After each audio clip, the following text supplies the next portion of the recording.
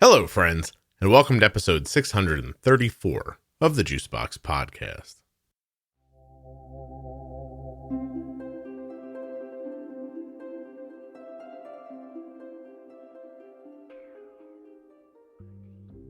Victoria, she snuck one in on me, as they say. Victoria has type 1 diabetes. She met Spence at school. They are fast friends and have been on adventures together. Spence also has type 1 diabetes. Victoria listens to the podcast. Spence doesn't. But today they're both here to talk about their type 1 and their experiences in grad school. Please remember while you're listening that nothing you hear on the Juicebox Podcast should be considered advice, medical or otherwise.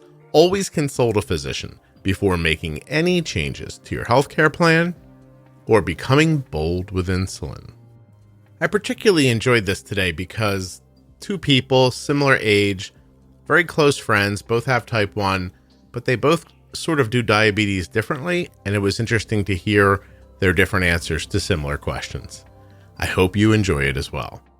Don't forget, if you're a U.S. citizen and you have type 1 diabetes, or you're from the United States and you're a caregiver of someone with type 1, filling out the survey at t1dexchange.org/juicebox helps the podcast, and it helps people living with type 1.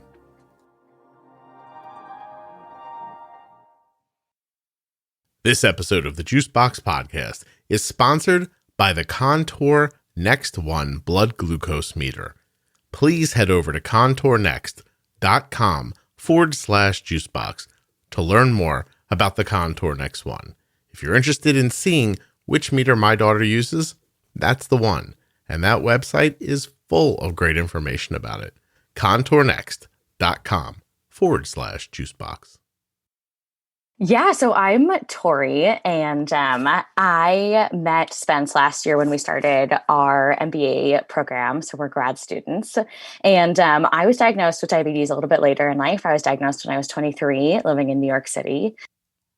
And I thought it would be fun to come on for Spence and I to talk about kind of grad school, what we did during Zoom school all year, traveling a ton, just being super active.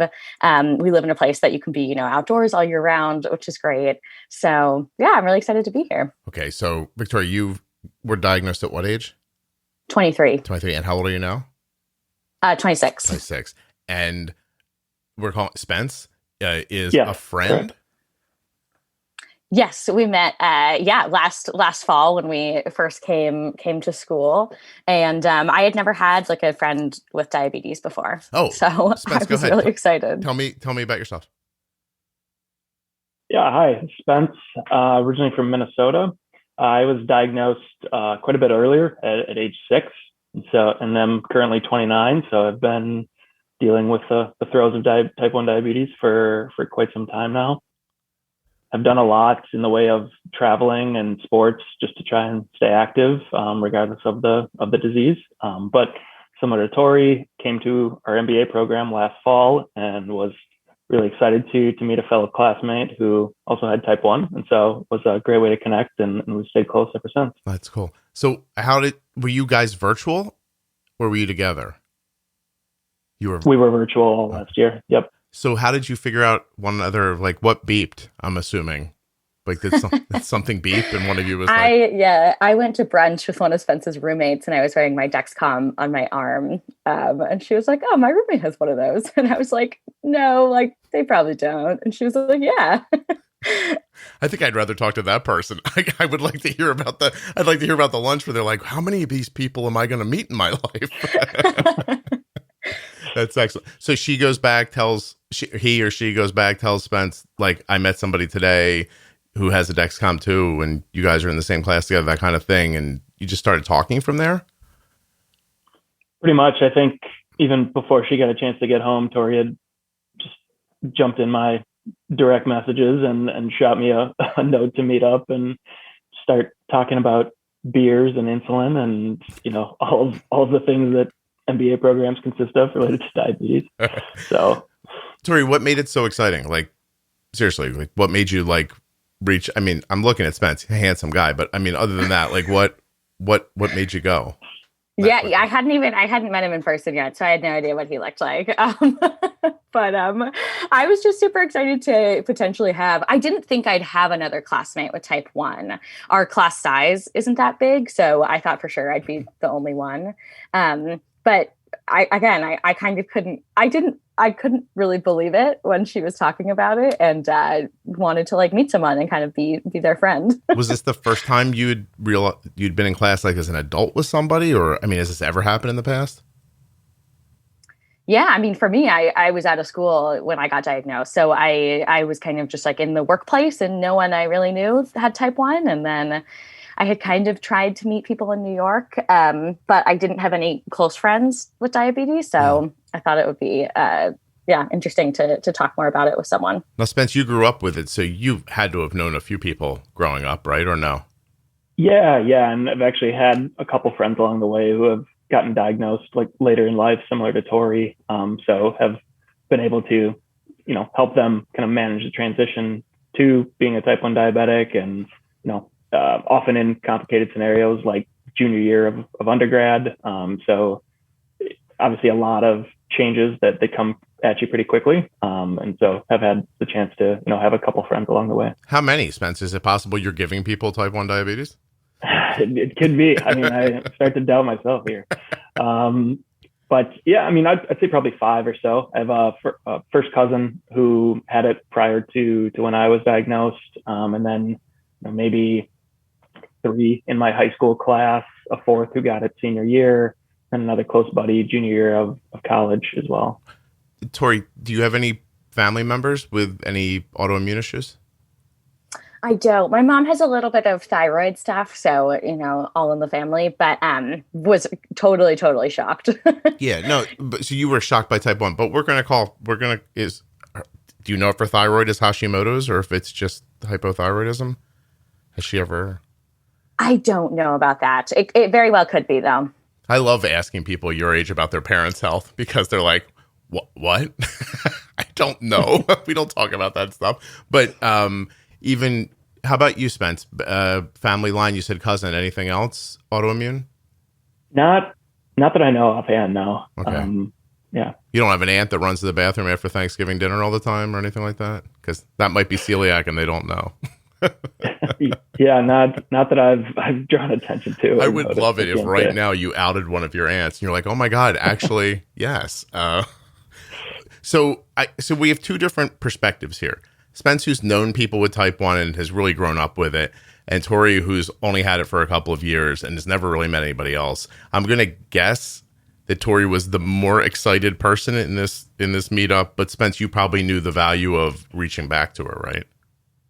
Yeah, absolutely. And I think it was funny because Tori, I've had it for so long that, I haven't been as involved as diabetes has come into the digital age, and was surprised to hear Tori talk about podcasts and shows and things like that are out there that candidly I just hadn't been paying as much attention to. So, well, I think she was maybe hoping to get a wealth of knowledge and information. Like I probably got more insight and more resources out of the interaction at the end of the day. That's interesting. Tori, did that shock you? I mean, I think because I was diagnosed a little bit later, I wanted to dive into the education. And I also kind of was diagnosed at an age where like my parents wouldn't really have helped at all. They were living across the country and I was in New York by myself. And it was something that I kind of had to manage day to day and didn't have another person or anyone to kind of talk to about management. Mm-hmm. So I really dove into like the podcast and going to like seeking all the new technology and just kind of being really up to date, the Facebook group. So I didn't know if Spence would have the same kind of up-to-date stuff that I was interested in. So I kind of shared a little bit more with him. Spence, 20 years, you probably started with Humalog, right? I started with, I don't even know what the technical words were, but they called it regular. Oh, you that's far enough back for regular and MPH. So you were just shooting a couple of times a day as a kid. Yeah. And testing a couple of times a day. And so, I mean, it's really gone from, having a couple data points that you're just kind of correcting around throughout the day to where we are today, and these continuous glucose monitors and just a much more efficient and real-time monitoring. We know you both are wearing a G6, but Tori, or do you have a pump? I was inspired by you, Scott, and I got the Omnipod a couple months ago. Oh, this is normally where I like to say, hey, the price is going to go up next year for the ads. Ben Spence, do you have a pump? I do. I have the Tandem T-Slim, switched over from the Medtronic Mini Med last year. And you said you were from Wisconsin or Minnesota. Did you say that?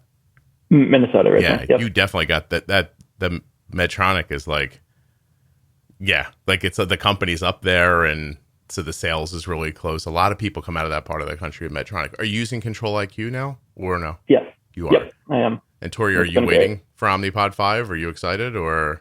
Yeah, I've been waiting for months. Yeah, I know. We're all waiting. It's coming. Don't worry. Yeah. Maybe we should write the FDA all together. I have no idea. But okay, so Tori's on, and Tori, you listen to the podcast fairly religiously.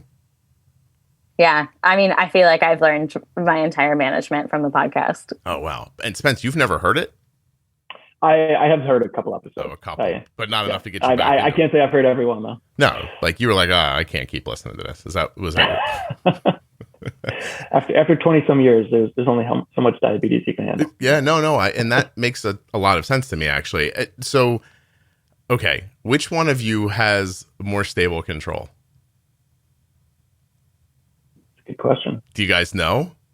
Do you ever talk about this? Like, let's start with A1C. We know that A1C is not the end all, but Spence, yours is. Oh, geez, I have to go back, but I believe it was high sixes. Okay, how about you, Tori? Yeah, I was in the 5s last year, but I'm in the 6s this year. Okay, is that lifestyle? Like, what happened? Well, yeah, even just being in our program, even though we had everything school related be virtual, a lot of our classmates were still in the area, and we did a lot of things, including like drinking and eating and, going out to things and traveling. And it was a little bit of a change of lifestyle. Mm-hmm. Can you guys describe to people, either of you, both of you, what this has been like grad school virtually? Is it a bummer? Does it suck? Or like my son's a senior in college, and he came home to me after, COVID hit. And then I think he finished a semester in his bedroom, did another full semester in his bedroom, and then came to us and said, we are wasting my time and your money, and I'm going to skip and go back. And he just went back the other day. So he's a little behind now, but he just said, like, I don't know what we're doing. Does it feel like that sometimes? I think. Absolutely. Yeah, Spence is like, goddamn right it does. yeah. In my opinion, it was a very different experience. But I think super grateful that we still came and had the chance to meet each other.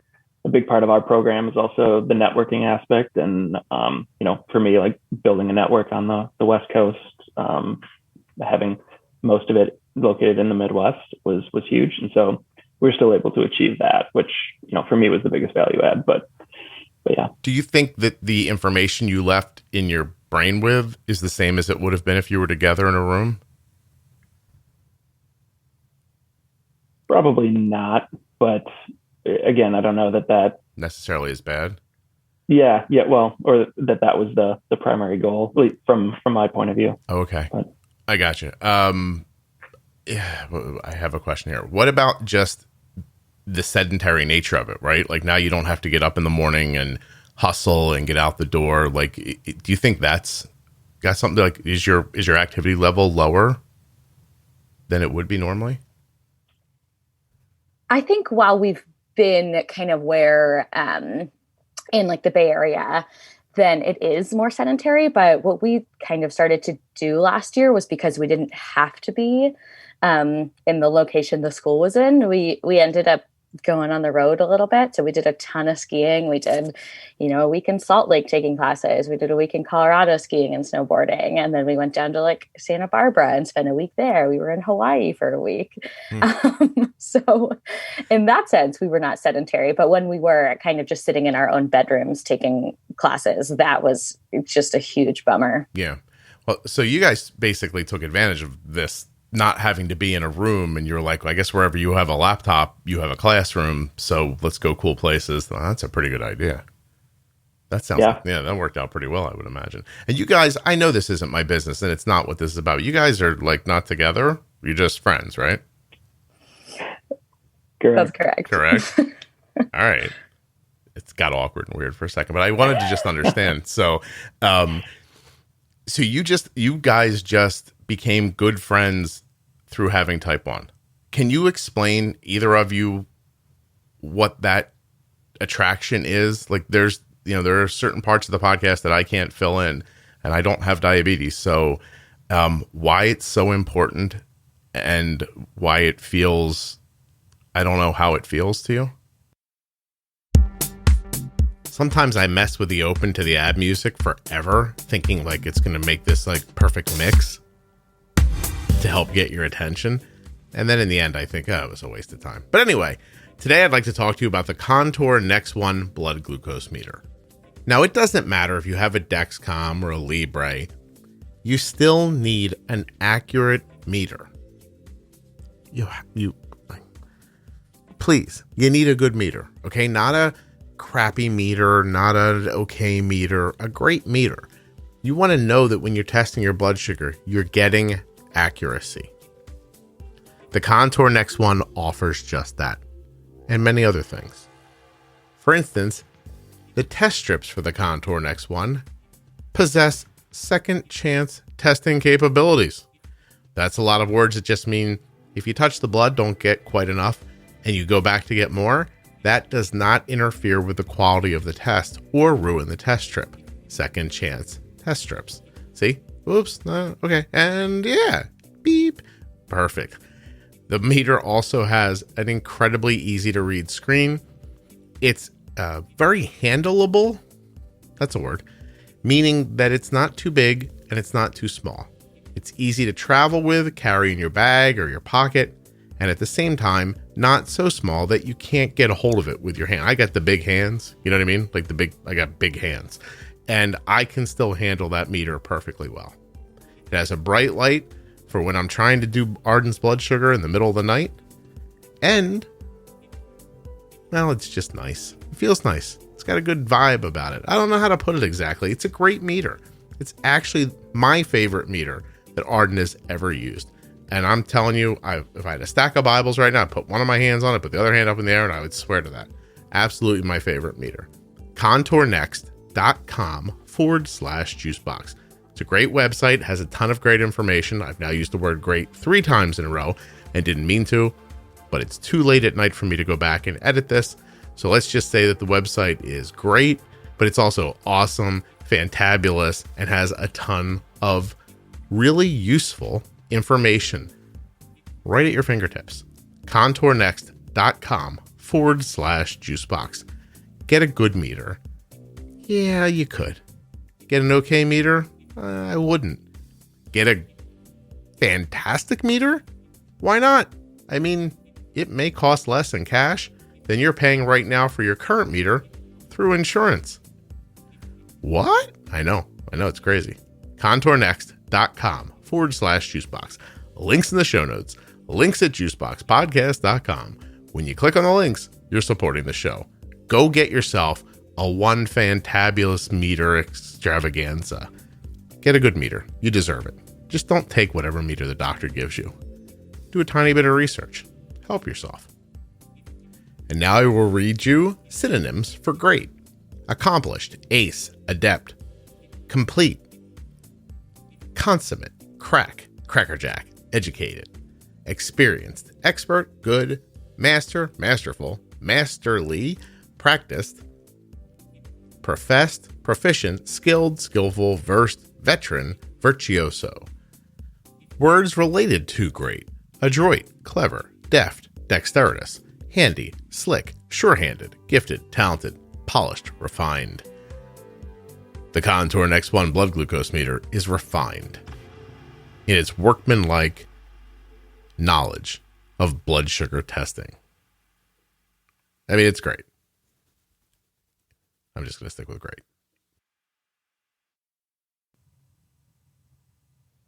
Yeah. I mean, I think it's just someone who is there who gets it. I mean, I think when we were traveling as well, it would be like, one of our pods would stop working or kind of, alarms would be going off. And it's like, like, are you good? Or like someone there who always has, sugar in case we're walking home and going low. But it's really nice to have someone that you don't have to explain things to. Like my roommates would totally, help me in anything and be willing to be there. But I don't necessarily want to like sit down with them every time something happens and explain everything that's happening. And is that a function of, see, I feel like it's just a function of you don't want to have to do that. It would be like if I had to explain to somebody that I made dinner, like, right? Like if I had to say, oh, here's what happened around 4:00, I realized it was getting late. So I went to the refrigerator and I looked, and now you're explaining this mundane thing, like, right, step by step. It's not embarrassment, right? You don't want to not tell them because you don't want them to know you have diabetes. This is not something you want to have to say out loud or revisit. Is that correct? Yeah. And I think it's such a hard thing to explain because it could be the exact same situation on a Tuesday and a Thursday and be completely different insulin needs, or like, oh, like I really want to go on a run, but I have so much insulin on board that like, I'm not going to. Like right. There's so many nuances. Yeah. My daughter's on her placebos right now in her birth control, and she might as well be a different person with diabetes. Like just fascinating. And Spencer, I'm sure that happens to you on your birth control as well. So, yeah, I always tell my roommates, when placebo time. Look up. It's interesting. Like she needs more insulin during the pills, because there's more hormones, and then suddenly you take the pills away, there's fewer hormones, and bang, like Spencer, you don't have to, although I guess listen, I'm only looking at you guys from shoulders up, but you're a big guy, right, Spencer? Bigger than Tori. But, yeah. I was trying to get to, you must have had similar situations when you went into puberty. Yeah. I mean, it's again, while ago. So, can't recall exactly how turbulent it was, but yeah, I didn't even know that about birth control though. Yeah. So I learned something new here. Yeah. I don't think it's going to come in real handy for you, but, so you guys are really interesting because Spencer gets type 1 at a young age, pretty much young enough, I'm guessing, where you don't have any weird feelings about having diabetes, right? Like it just feels like you've always had it. Yeah. It's interesting. And I think, comparing our two experiences, like I've just, grown up with diabetes and have, evolved and grown physically and mentally and whatnot, like with the disease. And it's just been a part of my life for so long that I've never really had to, make a material switch in lifestyle or anything like that. And so from my point of view, I think it would be more difficult to be diagnosed later in life and just have to do a total 180. And so have, a lot of respect for Tori and other friends that have just had to, refigure out and recalibrate their life later on. So what is my question here? It was really fascinating to watch you when I asked about A1Cs earlier, and you were like, I guess I could look somewhere. Like, like I don't really know, but Tori was more specifically understood what hers was. And is that a function of time, you think? Or do you think that's a function of Tori came up in a world where, like, Tori, you think about diabetes the way I do, right? But Spencer doesn't think about it the way you do, right? No, yeah, I think we do have slightly different approaches to things. Okay. And what do you think that this is going to be interesting. I'm going to ask both of you. Please try to be honest.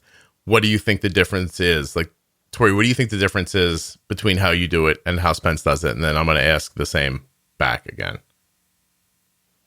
Yeah, Spence and I don't usually really talk specific numbers because I feel like it's so personal. But I mean, I like to stay ideally between like 80 and 110. Mm-hmm. And I think Spence one time was like, Spence, you could tell me if this is wrong, but you were like, oh yeah, like 90 is kind of low. Yeah. I mean, I think just like from a high level, if if I was to assess it, I think Tori is more particular about like managing it, very minutely. Whereas my emphasis is on ensuring that diabetes doesn't slow down the lifestyle that I want to live. And that's the macro factor that I'm trying to control for, rather than managing the specific numbers, knowing that it's obviously of benefit long term, the better you can manage it day by day. But I think my focus has always been on living a lifestyle and managing diabetes and not letting it get in the way of that lifestyle. Cool. Please understand going forward, Spence, because you don't listen as much, that if I sound at any point in the next couple of minutes like I'm judging anybody, I'm not. Okay. I'm just trying to dig into something. Tori, does diabetes get in the way of your lifestyle? I don't think so. Well, I think when I was first diagnosed, I was making choices that just would make it easier. I ate a lot of low carb. But now I kind of am at a point where I can have pretty good control no matter what I'm kind of doing or eating. So would you say that the podcast has helped you to think less about diabetes, but have more specific management ideas? Yeah, I think the podcast has been really good, and you're really good at kind of just being intuitive about things, mm-hmm. and less about, just carb counting. And so being yeah, you're looking at a banana versus a piece of cake. And even if they're the same carbs, you intuitively know kind of what the difference is going to be for the management there. What's funny, because I think from his explanation, I think Spence and I are in the same place where we don't think about diabetes very frequently, but I don't know. I find this incredibly interesting. I appreciate by the way, people don't know, but I did not realize Spence was going to be on the program. So two people popped up in front of me and I was like, and by the way, this is probably the best I've ever done with two people. It's a learned skill that I don't get to use very often. I have done some interviews with two people that when I'm done, I'm like, I was so bad at that. But I actually feel like this is going well. If it's not, please don't tell me, because you'll ruin my confidence right now. But yeah.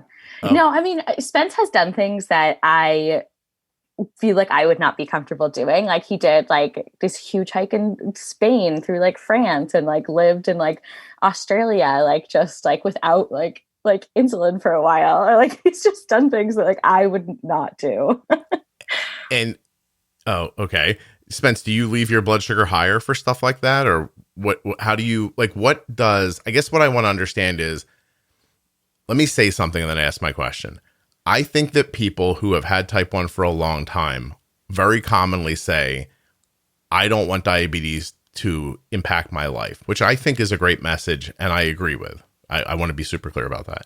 I also think that it's a little bit, some people can use that statement as a crutch is not the right word, but I think excuse is the right word for not doing as well because, okay, sure, my blood sugar was 200 all day today, but I didn't let it get in my way.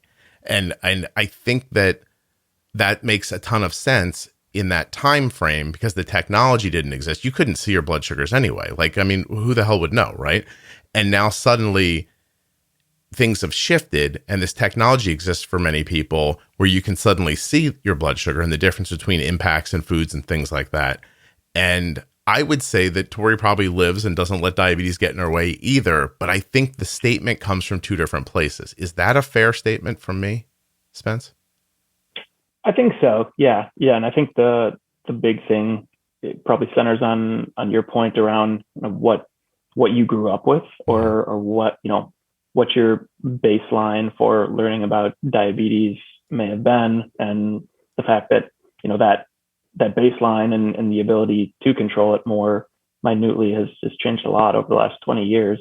And it's definitely been a personal choice, as to how much do you want to lean into that learning curve, and keep up with it. Because candidly, I would say I still am, but for a while was quite jaded just on the lack of progression in the space and the fact that technology hadn't kept up with diabetes in the same way that it had in other industries. And so was, just got kind of fed up and just removed myself from the learning curve and have I would say, as a result of meeting Tori and learning more about some of the resources out there and podcasts and whatnot, have had an increased emphasis on, trying to get better control, or at least better technology. I still wouldn't say to the same level that maybe both of you have, but definitely an improvement over before. So you said something I find really interesting,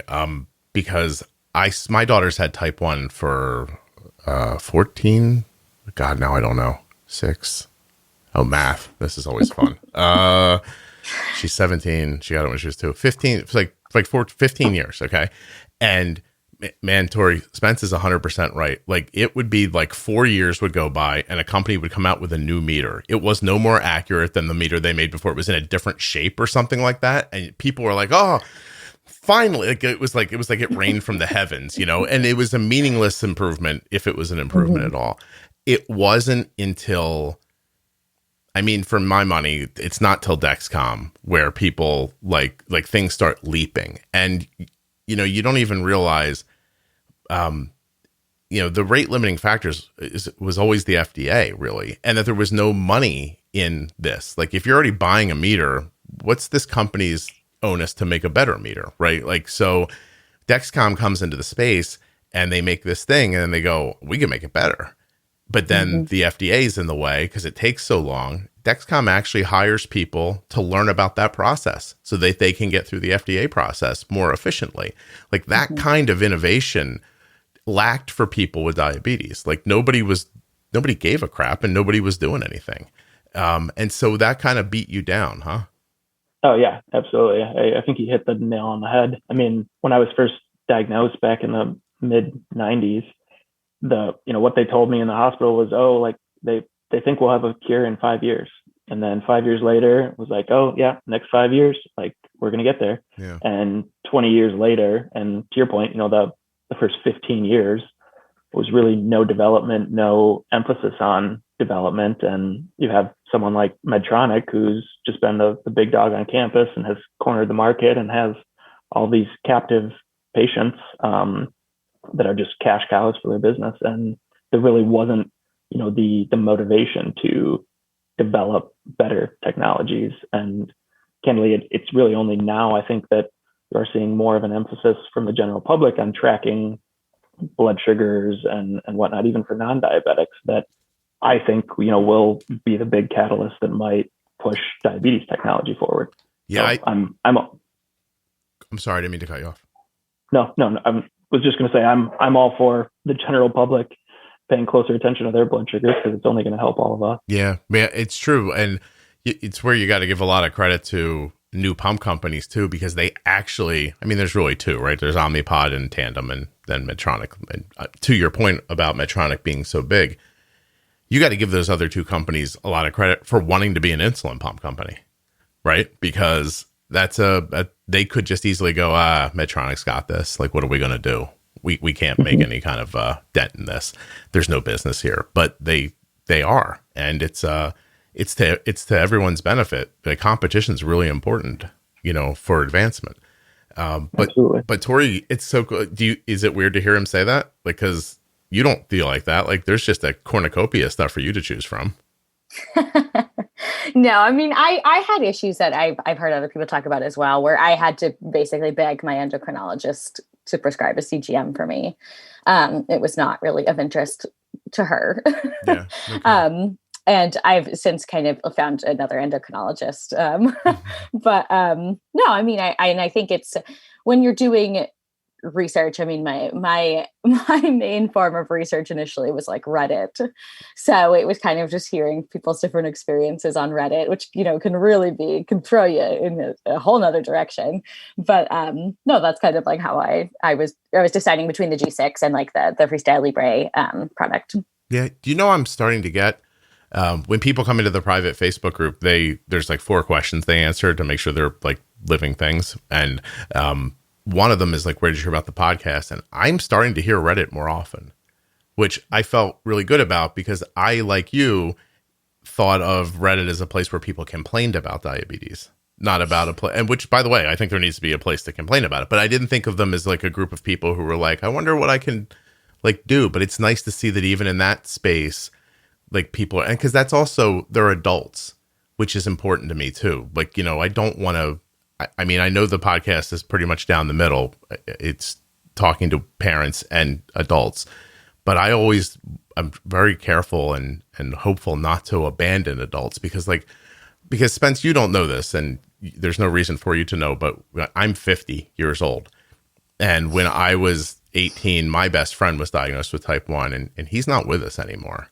And he fell into a rut of, this is the way it goes. This is what I was told. Yes, it's not going right, but it's not my fault. It's what the doctor said. He was taking regular NPH. He didn't transition to a faster acting insulin when they became available. He kept doing what he was doing. And, those kind of, all those different influences impacted his health really significantly. And like, I look at you and I don't know you, and you might find this weird for me to say, but like, I want you to know what Tori knows. I don't care if you do it. Like, I'm not into telling people what to do, but I don't want you to get to a point where you're like, oh, I didn't know. Like, that's like, you know what I mean? Like, as long as people are making informed decisions, to me, that's comfortable, like for me. But I don't want people to be in the position my buddy was in where he just didn't realize any of this existed. And he was just living like it was 1986 the whole time. And I know that's a bummer, and I don't mean to be, but I like that the podcast is like, it's really exciting to me that Tori found it and is doing so well. And it's exciting for me that you guys met each other because like, I'm dying to know, like now Spencer has to come back on the show like 3 years from now. Like, it's not even like, he's not even allowed to say no to it because I want to know what happens next. Not that he's doing a poor job, because he clearly isn't. He's doing terrific. Right. And you adjusted on your own. Like, you went to a different pump, you got the CGM. So you're not in the same scenario where you're like unaware. It's just that you're going to always be colored by those first years, I think. And I hope that doesn't, like, I'm not even talking about you, I'm talking about everybody. I hope that doesn't hold people back. That feeling of, this isn't worth it because it's not going to be any better. When it obviously can be. So I don't even know. You might have taken great offense to me just now. I apologize if you did. No, not at all. I think that was all very fair. Cool. And I'll take you up on that offer to come back. Yeah. No, I would love my motivation. Yeah, I would love to know like what your relationship. Plus, you guys will be married by then. You don't even realize it now. You have 16 super diabetes babies, probably. Is that would be a lot? Trust me, one's a lot. I'm going to ask both of you a similar question.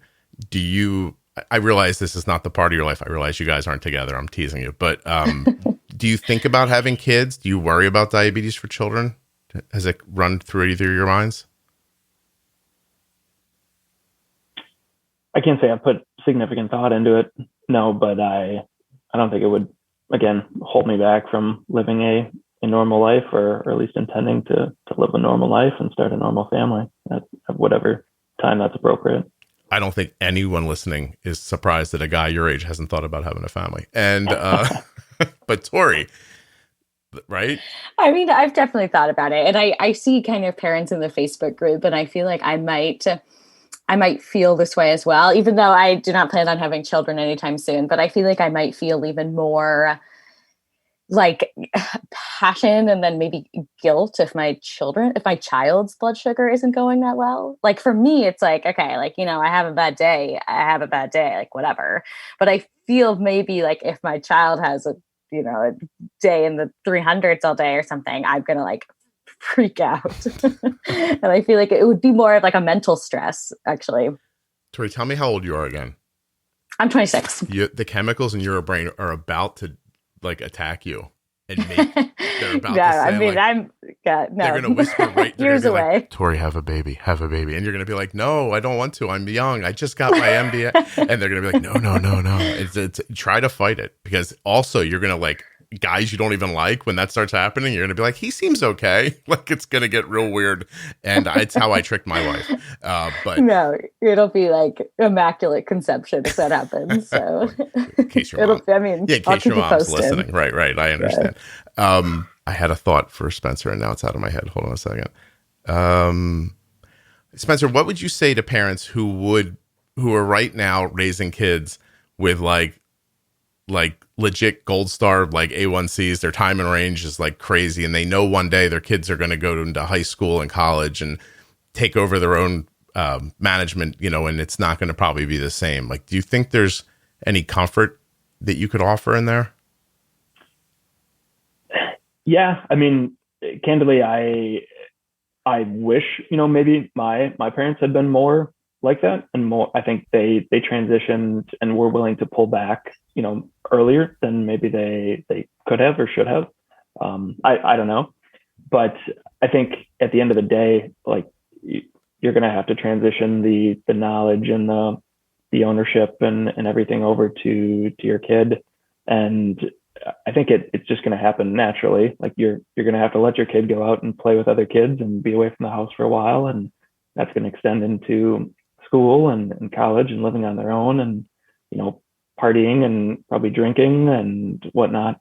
And so I think it's probably natural for any parent to be worried and any parent of a diabetic to be even more worried about those kind of things. But again, I think that's all part of life. And if you've instilled the knowledge and, the emphasis and the learnings in your child for, good management and what that'll bring them later in life, I think that's all you can do. And at some point, you're going to have to just let go a little bit. Where do you think your parents being more involved would have been beneficial? Maybe just following up and keeping up to date with trends and new things coming out and just a greater, emphasis on the sugar management and kind of watching your diet and whatnot there. Yeah. So am I understanding that you get like a baseline understanding of how to keep your diabetes, whatever it is, in check, we'll call it. And so you're taking steps every day as a kid. And as long at the end of the day, as long as you're not dead or passed out, then this was a good day and you must be doing right. But there's so much more underneath of it that you can't possibly follow as a child, right? Yeah. And again, I'm sure it's difficult from the parents' point of view as well, Mm-hmm. not having diabetes and trying to, they're probably not sure how serious to take a high blood sugar or a low blood sugar and how, minute or how much to micromanage it. But I think over time, like you just kind of naturally had to take more ownership. And if my blood sugar went low in the middle of the night as a kid, like I wasn't waking my parents up, at some point pretty young to deal with it. It's like I would go downstairs and make a bowl of cereal and get my blood sugars back up. And because I was doing it and I was a 7-8-year-old kid, it's like maybe the blood sugars shoot too high or maybe it's not a perfectly calibrated recorrection. Yeah. And so I think, over time, it's just kind of more and more ownership that was transitioned over. What's interesting is that I've spoken to like hundreds and hundreds and hundreds of people, and adults whose parents weren't super involved when they were kids are always very careful to protect their parents when they talk about it. And like it borderlines on the defense. They want people to know my parents did a good job. Like this was what, and people whose parents are super involved will say like, my mom was up my butt the whole time. And I'm like, wow, people are so complex. Like, right. Like it's so interesting. Like I feel like if Spencer's parents were like super involved right now, I'd be like, I wish my parents would have just given me a little more space.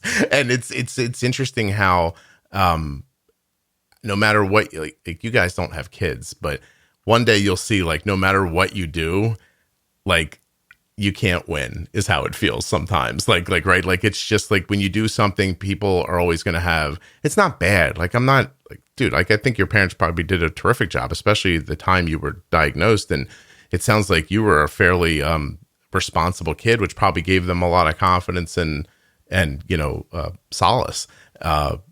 But it's super interesting. Like you don't know because you haven't heard all the responses, but there are studies that indicate that people with type 1 do well with having parental or some sort of somebody to lean on into their mid-20s. Because it's such a difficult, complex thing that sometimes you just need somebody to bounce it off of. Tori, do you have somebody, or who do you, because you don't, it sounds like you and Spence have a really interesting relationship. It's because you guys have diabetes that you met each other, but you don't speak about it very often. So who do you talk to when you're confused about what you're doing? Yeah, I think we talk about things at a high level, but we don't get super, super nitty gritty. Mm-hmm. But no, I mean, I think a lot of people with diabetes who are maybe adults and I don't know, don't have a ton of people to bounce things off of. So I just kind of think about it myself. Yeah. Does the podcast substitute for humans? Do you just listen to people's conversations and kind of I'm not saying you pretend you're there, but you know what I mean? You're oh, well, here's another person talking about it that I can't find in my real life. Yeah, totally. And I love when you talk about specific situations, with Arden, and kind of what you do or how you're doing things, or if someone else talks about specific situations as well. Yeah. I think if I did that with Spencer, he'd punch me. I think if I was here's what I would do with this pre-bolus, he'd be like, dude, I'm all right, thanks. Not that I would infer myself onto somebody. But I think there's a card you get when you've had diabetes for a while. You know what I mean? It's just, you can see it on people. It's sort of this quiet confidence of I have this. Does it feel Spencer, because you grew up taking care of it so much on your own, would it feel strange if somebody tried to interject themselves? What if we suddenly made you married and your spouse was I'd like to help with this? Do you think you'd be I don't need your help with this? Or do you think where do you think you'd be with that?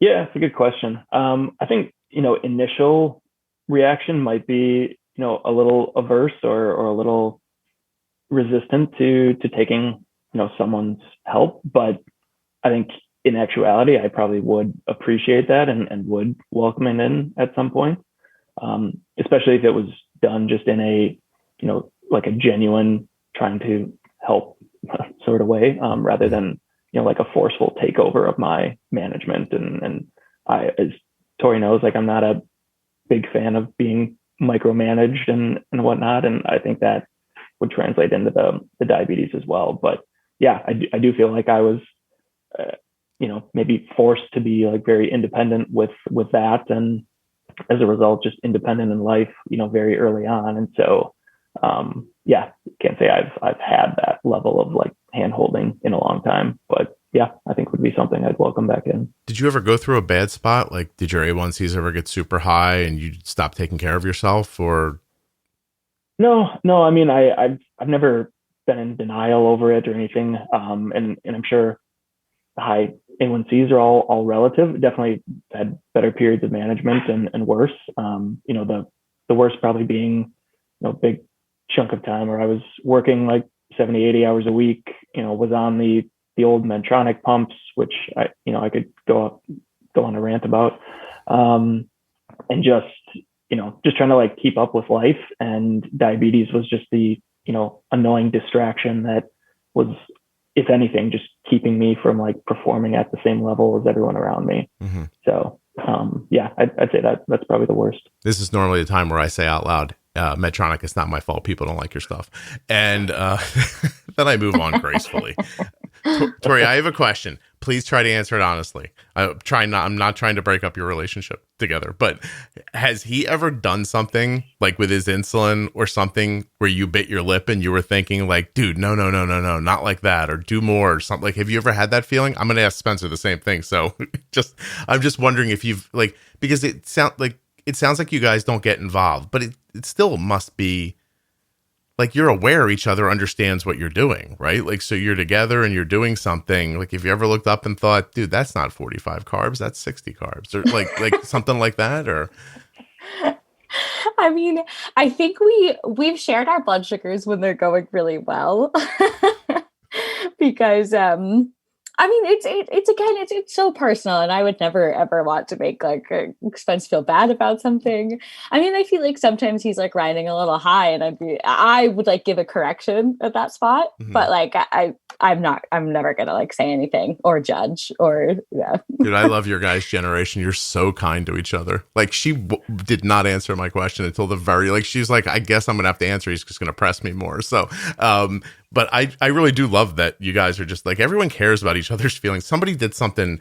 My daughter's 17, and somebody did something crappy in like their circle last night. I said, if this was the 80s, you could just be really horrible back to them, and it would feel terrific. I was like, but you guys are not allowed to do that anymore. So I think you're supposed to just accept them for who they are and move on.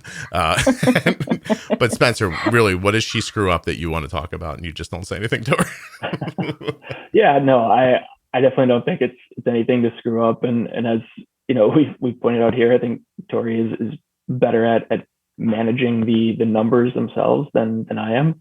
I think if anything, maybe I've encouraged Tori or maybe tried to like open her eyes that there are like you can still take risks with diabetes and go on adventures and things like that. And so, yeah, I think that might be the only area that I'd say like it diabetes can feel like it's holding you back, but it doesn't have to. And I think maybe combining, both of our viewpoints would get to the ideal state where you can, still live like the adventurous life that you want while, closely managing your diabetes and getting good numbers. I have a couple of things here. So have you guys ever like split a sandwich and she's bolused like 35 carbs and you were thinking 20 and you think, oh, hell, I guess maybe it's 35?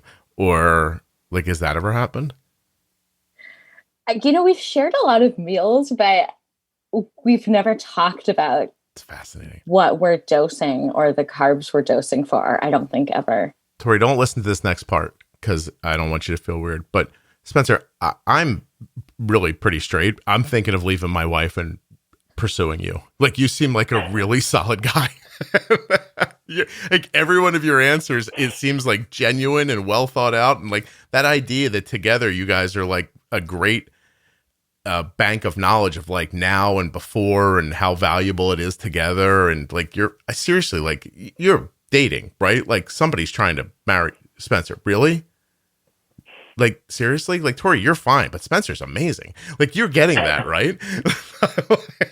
And I don't mean just fine. Like you're cool. Like, all right, let's pretend he's not here for a second. He's a super good guy, isn't he? Don't look at him, a great guy. Don't look at him. Like, look at me. It's just my picture, but look at me. He's a really good person. Is he? Am I wrong? Am I getting it wrong? Yeah, he's not perfect. Okay. All right. Nail on the head. He's not like Robin Banks or like, are there a trail of women who think they're about to call him, but he's not really going to, or is like anything like that going on? No, he's just, riding his motorcycle away. Spencer, how long do you have to be with a person before you tell them you have diabetes? I mean, the beepings usually give it away for me. Various insulin pump beepings. But I mean, I'm very open about it and don't conceal it at all. Yeah. Tori, how about you? Is it hard to date because of it? Yeah, I feel a little bit weirder about it. I usually won't say anything on like a first date. Yeah. Have you heard the After Dark episode with the woman who talked about having sex with a pump and all that? I don't know if I've heard that one specifically. I think I have. Yeah. I think I have, because you were saying something. She was like, "Oh, like I don't know if I want to be like naked with my pump on," and you were like, "Oh yeah, but like you're just naked. Like it's fine." I remember somebody saying something about them having their infusion set on their hip, and I wanted to. I guess I'll have to. Will I bleep this out? I don't know. Like, Spencer, a lot of kids listen to this podcast too. But my follow-up question, like where I thought she was going with it, was that like, I'm just going to say it and I'll bleep it out, that was out of the question because of that. And then she went in a completely different like way. And I was like, oh, that's interesting. Like, see, there I'm I wasn't even trying to be funny. Like, I really felt like where she was headed with the statement. And then I was like, it's something completely different. Like, there's all these other things to think about. But what I found mostly was when I spoke to an adult man and an adult woman who both had type 1 for a while. And it was like, they both were just like, initially the concern is embarrassment. Like that's the initial concern, which I felt terrible hearing. And then after that, when you're in a real relationship, it becomes more functional about the equipment. And I mean the diabetes equipment. And then from there, it becomes more of like, what happens if I get low or high during the event, which is what I ended up calling it because I didn't know what else to say. And it was just interesting to watch how it grew from where the initial concerns were to, how it went through the process. So, is it not sexy, Spence, to throw your pump aside? Like, do you do it when she's like taking off her pants so she can't see you? Like, where does it happen? Just tell me one thing, because yours is tubed, so there's more for it to you. Tori's got a Omnipod; she's okay, but you take it off, right? Yeah, I have perfected the quick unclip at this point. See. That's the stuff parents don't want to know is going to happen when their kids go to college. And I have to write down 50/40 where I said dial. Oh, and now I got to write down this time because I said it again. The quick unclip super seriously could end up being the title of this episode, just so you know. And I'm sure Tori's, as more of a listener, Tori's disappointed that something she said hasn't become the title yet, but that was really cool. Tori, are you upset that you invited him on now because he's so nice? No, I think it's great. This was a great idea. I want to say to other people who are coming on, please don't spring other guests on me, although this worked really well. But that doesn't mean yours. Tori's just got an eye for it. Tori, you're like a budding producer of audio content. But I appreciate that. Spence, does she ever tell you about the podcast? Like, does she ever break down and go, like, here's an idea or a thing I heard? Yes. Specific instances like don't come to mind right now, but I know she's like a very avid listener and has definitely pushed me on the podcast and plugged it as the main source of information that I think she goes to or just like actively involved with. How does that hit you, like, internally when she or somebody else says to you, there's a thing about diabetes I think you should check out? Is it like, do you brusque against it, or does it feel like something you might consider?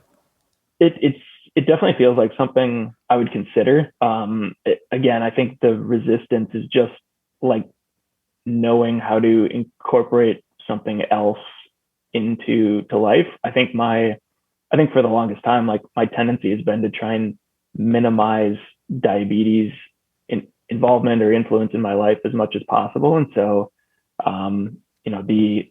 the thought of like converting all of my podcast consumption or a significant amount of it over to diabetes, and just like increasing that involvement is probably where just like subconsciously the resistance comes from.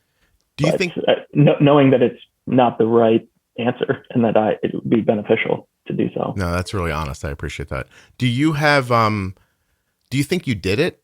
The idea of like, cause you've said it a lot now, like, I don't want diabetes to encumber my life. Like, does it not?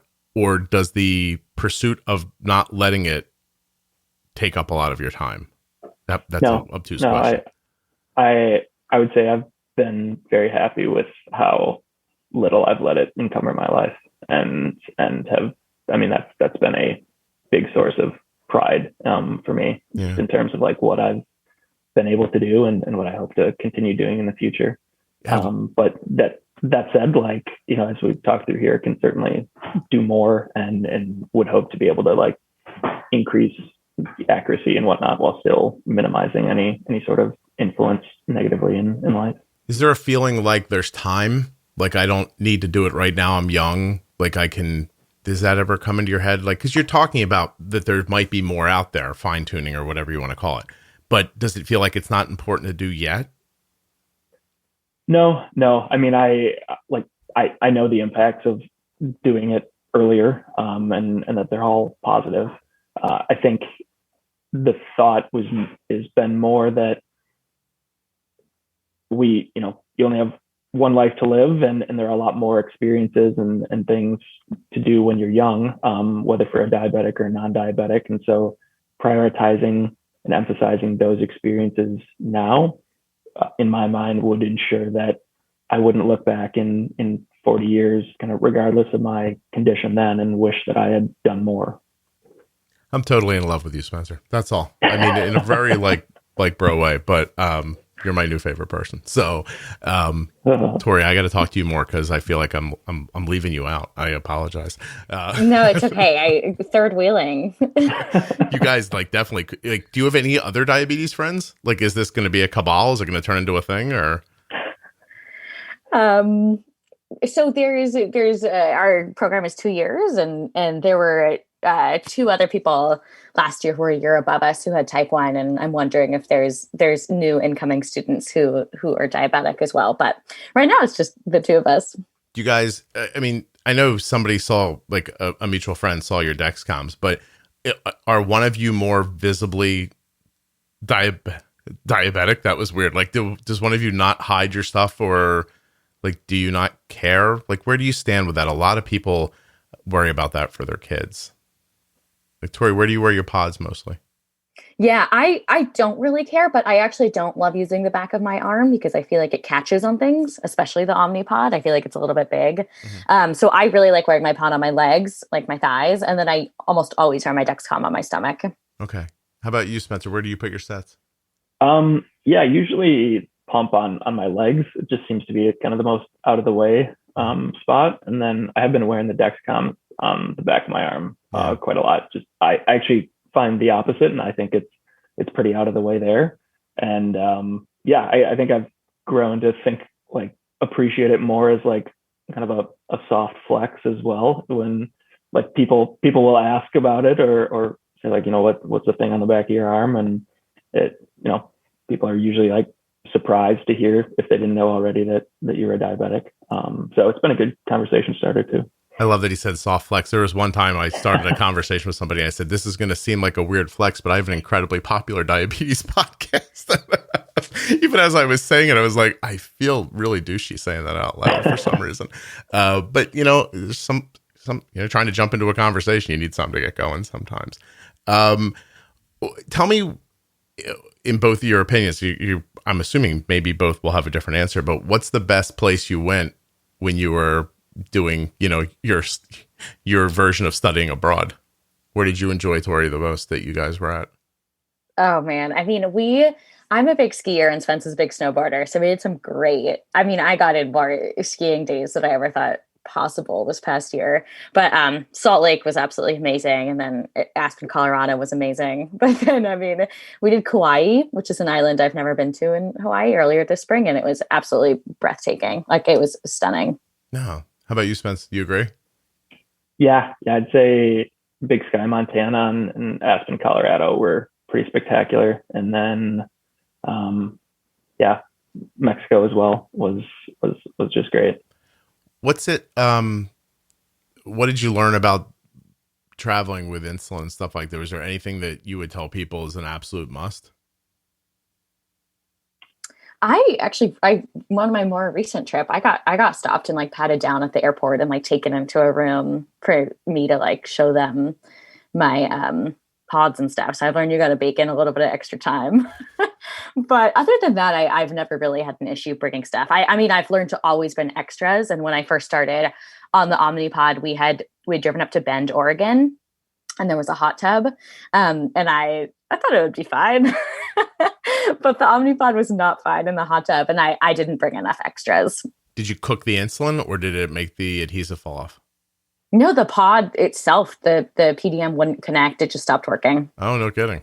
That's fun. Yeah, you have to have a lot of... When we travel, I could probably take care of 4 people with diabetes for a week. And because, especially when you're just I have to say, I guess if we're in America... This is before COVID. But if you're in America, I always feel like, okay, we can get to supplies pretty easily if something goes wrong. And I don't feel like I have to have too many. But we have vacation a time or two in St. John. And so when we leave the contiguous, then I'm like, all right, let's bring extra stuff with us. But Spencer, she said something earlier. You traveled once without insulin. Is that true, or did I misunderstand her? I don't recall. I usually always travel with a lot of insulin. It was when you were in like Australia or the Southeast Asia years ago. Yeah. So I did a big 9-month trip around the world after graduating undergrad, and at one was on the Medtronic pump at one point in Bangkok, Thailand. The pump malfunctioned, and all I had was fast acting Humalog and a few syringes, and it was a couple days before I was heading to Australia, and so it was basically just like giving myself short acting shots like very frequently while waiting to go to Australia, so Medtronic could ship me a new pump to that international destination, because there's kind of a multi-day lead time, and wasn't sure where I would be. So it was how few syringes did you have? Were you reusing them? Yes. Yeah, I bet. Right? Yes. Because that's the worst thing that could happen to you. You run out of those syringes in that situation. Wow. So you didn't have any. You didn't have any. Well, obviously you didn't have any basal insulin, so you were just probably making small injections along the day. Did that mess up your plans? Like, did you end up hunkering down and doing that, or did you just keep doing what you were doing? No, I mean, I certainly, I don't think it was the smartest flight, but yeah, I had an itinerary and a ticket booked, and was traveling on a budget. And so I stuck with that and just kind of suffered through the 48 hours in Bangkok, in the hostel by myself, and then figured everything out when I got to Australia a few days later. Wow. I have to say that I understand you wanting to preface it and saying it wasn't the best thing to do, but I think it's great for people to hear that you got into a situation like that and you made your way through it. I'm assuming no CGM back then, right? Oh God, no. Yeah. I mean, it was, checking a few times a day, and this was only a couple of years ago. So again, to the point of like how quickly things have evolved for the better, at least in my personal management.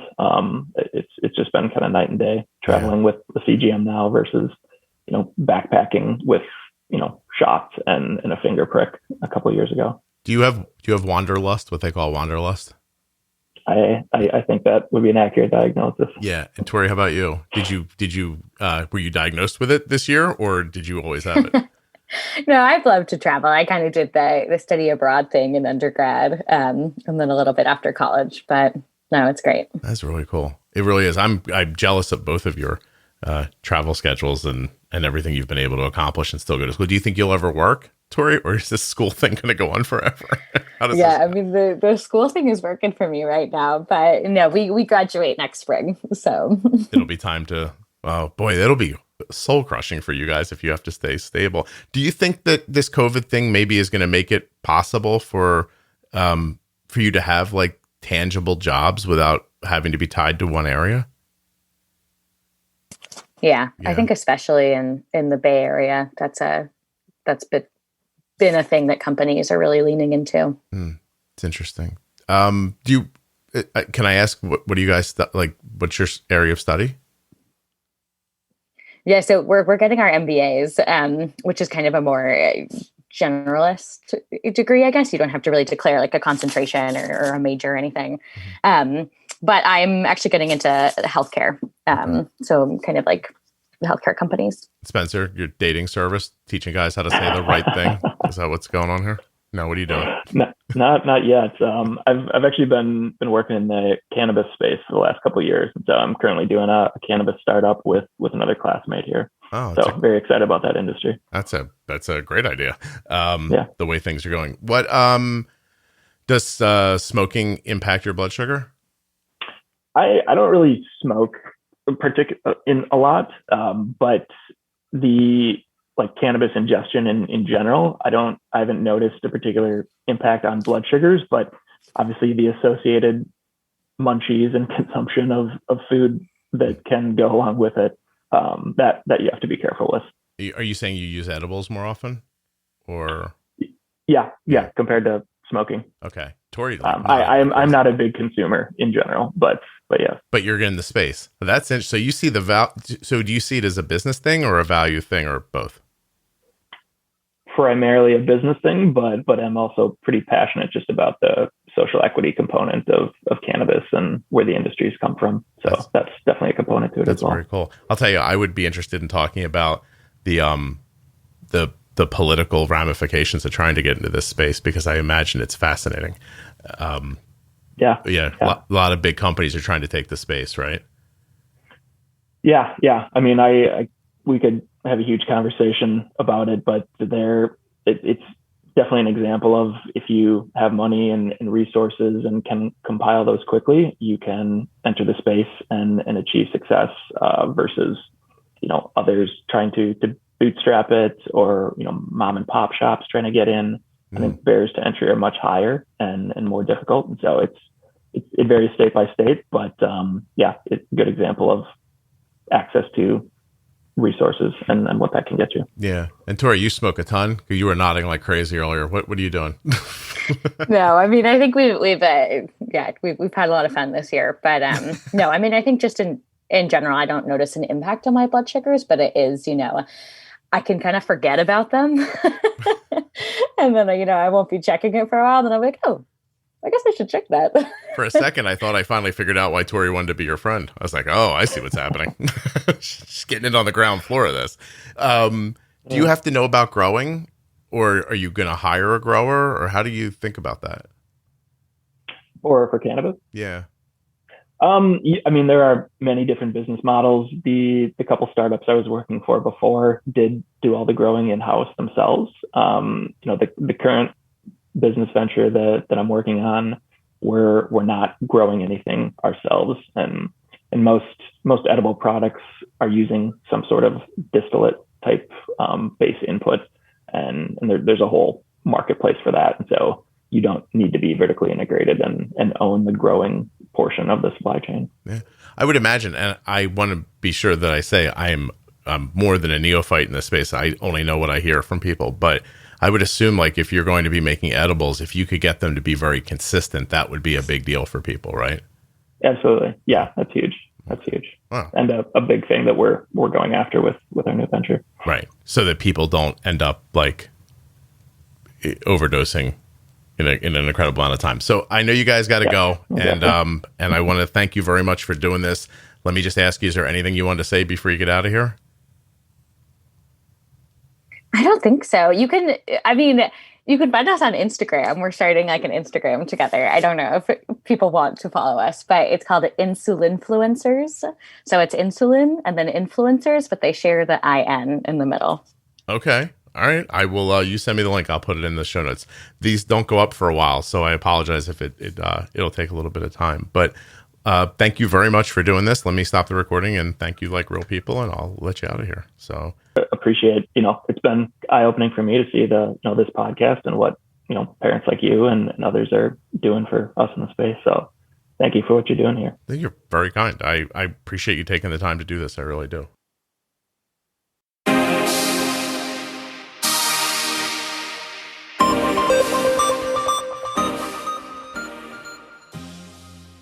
First, a huge thanks to Victoria and Spence for coming on the program today and sharing their story with us. Thank you very much.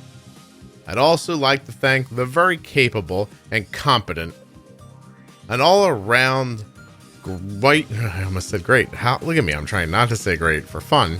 All right, let me try again. I'd also like to thank the very capable and competent blood glucose meter called the Contour Next One. Do you know it? It's clever, deft, and dexterous. And it's going to do for you, it's going to give you a good, accurate blood sugar test. ContourNext.com/Juicebox. Man, I ran out of steam on that one.